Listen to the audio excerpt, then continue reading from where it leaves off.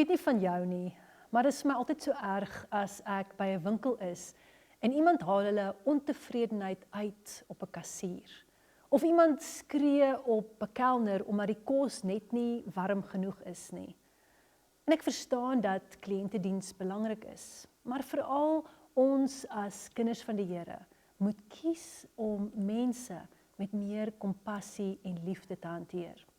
Ek het eendag 'n storie gehoor van 'n man en sy 5-jarige seentjie wat op 'n bus geklim het.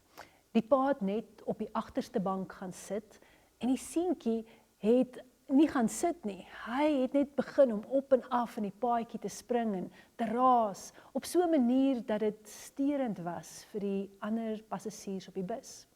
'n Paar mense het erg geïrriteerd geraak. So het dit aangegaan tot een tannie besluit het, genoeg is genoeg. Sy het na die pa gestap en baie ferm aan hom gesê, meneer, sal jy asseblief jou seun dissiplineer en hom in toom hou? Hy irriteer ons almal. Die pa het half verward sy kop opgelig, asof hy nie presies verstaan het wat sy vir hom sê nie.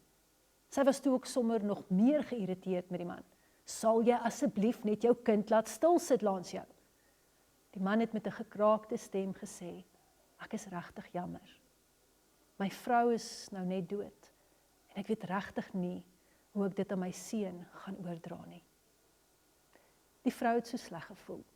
Sy het dadelik geweet dat sy die situasie soveel beter kon hanteer het. Sy het dadelik 'n suigstokkie uit haar handsak gehaal, vir die seun gegee en sy het sommer dat hy langs haar kom sit en met hom begin 'n speletjie speel.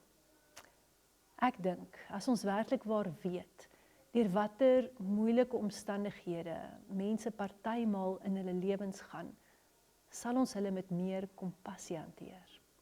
So vrou van God, kies vandag om die kassier, die kelner, die mense om jou met meer kompassie en liefde te hanteer.